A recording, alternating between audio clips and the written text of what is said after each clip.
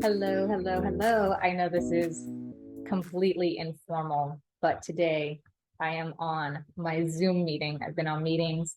I'm just here. I'm thinking I had some space and I wanted to pop in and just talk about something that has been a theme going on in my life.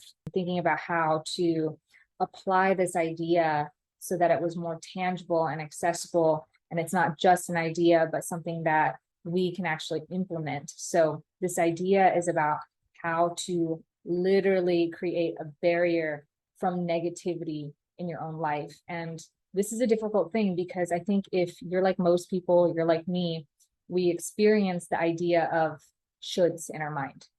Something negative happens, it's a negative thought or a negative event that occurs, and we think to ourselves, I shouldn't be negative about this. I should change my mindset. I should look on the bright side. I know from firsthand experience that there are so many awesome ideas, principles, values that I want to implement in my head in life that I try to do. And they say there's no try, you either do or you don't. But trying, meaning I want to do, I want to embody. And for whatever reason, these moments come up and it doesn't happen for me. I have negative thoughts. I am pissed off about something. I have judged something poorly. I've responded in a way that I'm not proud of. This happens to me all the time, from the tone of my voice or to the assumption that I've made about a person or a thing. And it creates this energy that sticks, right? And sometimes I look back at those situations and feel like, oh my goodness, like I wasted so much time having the wrong assumption, or if I would have just been patient and not felt like I needed to respond or act right away and just see first where the cards fall, then I wouldn't have generated so much time, effort, energy into something that wasn't really necessary. So something that happened into my life recently was I had this huge project. It was culminating. I had a deadline. I was working really hard to make it to the deadline. And that week, my deadline week, my husband ended up getting injured like 5 different times. It was crazy. The amount of injuries that he sustained, it was like something magical happened to my week, because in addition to that, our house sustained like 5 different injuries as well. And we had all these things that went out all in one day. I was stressed trying to make it to this deadline. Well, lo and behold, I make it to the deadline, and the client had a family emergency, which I was unaware of. So it seemed like the client just ghosted me. And I was like, okay, I've worked really hard to make this deadline. Where's the client at? So I had scheduled this week off after this whole crazy week, just because I knew it had been crazy. And I couldn't even relax on my week off. Halfway into my week, I'm stressing about what if the client falls off this project? What kind of work am I going to have for my team? What am I going to do with my time?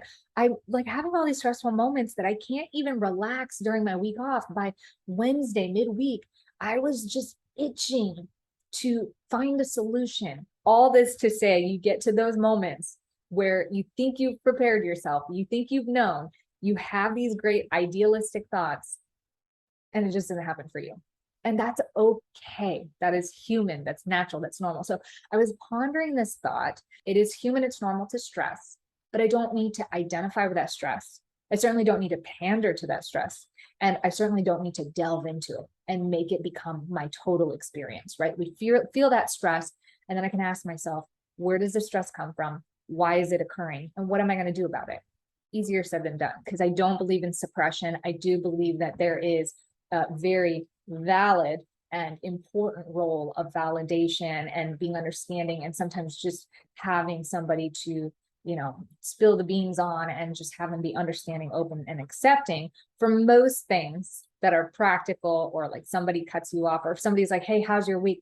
I don't need, me personally, I'm in a place, I believe, that I don't need to sit here and say, let me just go through all the arduous details of how exhausting and how conflicting it was, and give have you nod your head and understand me the whole way. Like, I can say to you, it's been a tough week. The schedule's been crazy. Brett got injured, house got injured. And so we're a little bit overwhelmed. I'm going to take a week off. And somebody can nod their head and be like, whoa, that is crazy. They might ask a few details, but I don't need to get emotional about it. And this has been something that has clicked for me recently. And after a whole 35 plus years of struggling to manage my emotion. I don't really have the best EQ, to be honest. Like it's a turbulent storm in there. ADHD helps with that, but struggling to manage it, going through different types of therapy, DBT, CBT, self-help, you name it, meditation, yoga, etc. How do we get to this point? And so upon reflecting, I wanted to come on here and share with you and just kind of have a conversation, because if you guys have stuff to suggest or things that have worked for you, I think this is a really good topic for our community, because while I know that a lot of us don't struggle with like severe anger issues or violence, etc., aggression, those things are still the underlying tone of some of these behaviors, some of these fears, right? So if I am walking through the house and I'm like, who left their socks on the ground? And I say it in this tone, it's not a tone of love. It's not a tone of trust, open understanding. It's a tone of entitlement and disappointment and frustration and infuriation, right? So those are the things that shift the chemical process in our mind. It shifts not only the way that we perceive, it's not just a mindset thing. This is a chemical thing. It's a physiological response that we have when we see the socks and we're frustrated and we're going, ugh. How many things can we go through life and go about? And how, when they stack, how much of this is creating exhaustion, depletion of energy, waste of excess time, like just, letting this steam out. I was like running around being stressed. I was mulling it over in my mind. And to the point where my husband was like, there's just like this general, he's like, it's not bad. I'm not saying you're being negative, but there's this general like tint of negativity in the air. And I was like, oh my gosh, like, what am I doing wrong? I've been trying so hard to like stay level and be awesome. And I think we've been awesome, but he was right. Upon reflecting on it, I was like, he's right. There's this fear, there's this worry, this concern, and it's okay that it exists, but how do we keep from letting it take us over? How do we see it for what it is and say, okay, it's a signpost. It makes sense that it exists. What can I do about it without getting so overwhelmed with it, without expending more energy than is necessary, required to confront it and deal with the actual situation? So I came up with 3 things, and these 3 things are not an overnight thing, but they're the 3 things that I was able to reflect on and say, okay, why has this shifted for me to be more manageable and tangible recently? Because like I said, spent so many years like telling myself I should feel this way, I should know better, I should do this, and it wasn't happening. So the first thing is to know your boundaries. And this is just through trial and error. You can say, I can say, look at my life. And I've probably babbled on about this at some point, or at least I do to friends and family, that I feel like I've said this like 1,000 times. So sorry if this is on repeat, but I have found myself in the last 2 years now realizing that, like, becoming physically, tangibly aware of what my boundaries are. And that is, I can't own more than 2 dogs. I don't want more than 5 acres of property to actually take care of landscape, etc. I don't even want 5. So there's these boundaries that it took, adopting, fostering that 3rd dog who had aggression issues, and watching my brother-in-law's dog once in a while when they go out for the day, and realizing that 3 dogs is too much for me. And these are just like physical level things. But then this also moves into personal relationship stuff, or even personal, just yourself kind of stuff. So one thing I've been able to identify recently is that when I start feeling agitated, it is a sign that I've been overstimulated. And I know on a daily basis, I need at least 20 to 30 minutes of quiet time for myself. So knowing these boundaries in all areas, from relationships to yourself, to your environment, to your health, to your schedule, to your business, to your finances, fill it all in, and all the important areas of life through trial and error, and respecting those boundaries is number 1. Because when we overwhelm those boundaries, the amount of stress input is almost like too much. It's an overload, and that is going to have exhaust. It's going to come out in some way, shape, or form. So managing what you can control is the best preventative measure to getting ahead of not getting to that place where you're snapping at all the little things, and all those little things pile up. So, I know it's easy in the moment. You're like, this is a little thing. I shouldn't be upset about this. Why am I so upset about this? Because you haven't managed your boundaries. Number 2, when that happens, because you're going through trial and error, You're going to have to deal with it. It happens sometimes. Sometimes you can't, like, I can't control the fact that I had a deadline. And on that same week, my husband got injured and the house had all these repairs that needed, which was like the perfect storm. But having a process of what to do in order to deal with those moments of stress. And we talk about this a lot, not just in this content, but in the Level Up program. We talk about how to have that process when your energy gets pushed over. In the Everyday Vacation course, we talk about this process with all these important areas of life that we've just discussed. So have that process. What do you fall back on? What do you do? So the example of one of these processes, when I get overstimulated, I get agitated, I can tell, I got to put my earplugs in, I got to get my 20-30 minutes of space. When you have these processes that let the exhaust through, that let the entropy happen and allow the system to tone down, cool off, and then reform, then you're able to get back on your feet and kind of readjust, reassess. And sometimes it takes, just addressing the craziness, the chaos, the everything that's out of control. How do you reel it in? What can you cut? What can be managed? What can be delegated? What, most importantly, what can you let go of? And what is the most practical thing that you can do right now? What is the thing that makes the most sense to get you to your goal? And there might be a couple goals, but then prioritize the goals. Is the first goal to alleviate the stress or to do the one thing? Like for me, the first goal was to deliver this project on time. And obviously simultaneously take care of my husband who needed to see a couple different doctors that week.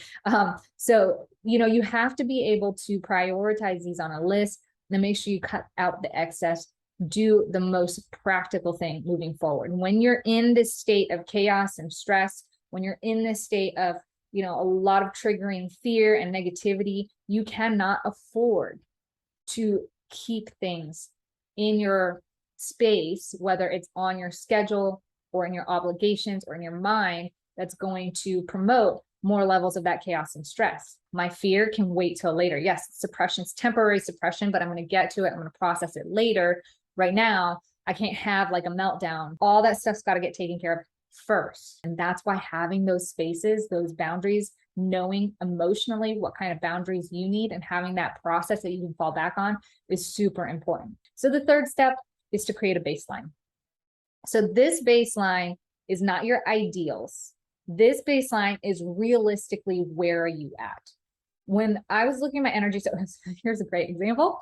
During my week off this last week, I decided to go to the gym after this crazy week. I had not been exercising or weightlifting because part of the project was filming a lot of beginner, like moderate yoga fitness videos for 3 to 4 hours every single day. So I was getting really great exercise, which on a side note, that actually led to the best PMS experience. That sounds weird. The most gentle, almost like I didn't notice my period was coming, moving around moderately for 3 plus hours a day versus going to the gym and working out hardcore for 60 to 90 minutes every other day. So that's interesting. I want to study that and talk more about that later. But what I did was I got on my week off and I'm like, yes, I'm going to hit the gym. I'm going to do this.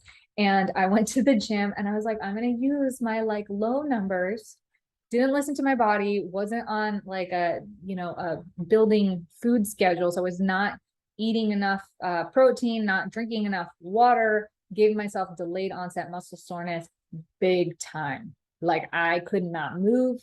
I was in pain. So my week off, like my neck is stiff. I'm still stiff. I threw out my back. I don't get low back. I don't get back pain. Threw out my back, pinched a nerve, went to my chiropractor. He's like, your hips are totally off. He adjusted me, fixed it in like one adjustment. I didn't go back to my baseline. I know through healing adrenal fatigue, my baseline isn't go from like 0 to 60 right away. And I might say, okay, well, I didn't go 0 to 60. I didn't go 0 to 100. I went like 0 to 40.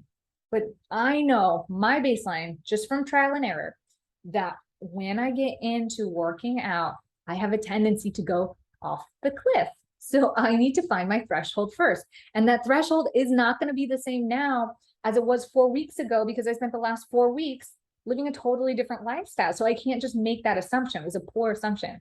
And I did not go back to my baseline. So know what your baseline is in all the areas and make sure that you check into that baseline first. That baseline can move. And you might notice that over the years, but you don't skip over the baseline and just go from 0 to 40, 0 to 60, or 0 to 100. That's how you hurt yourself. That's how you have to take more time and energy to go see your doctor, get some rest, and like be sore and exasperated upon it all. But just having that baseline to come to, you know, that if you've leveled it up this far, you've got this starting point, right? So things go, they get out of balance. Like somebody was telling me recently that balance is an anomaly.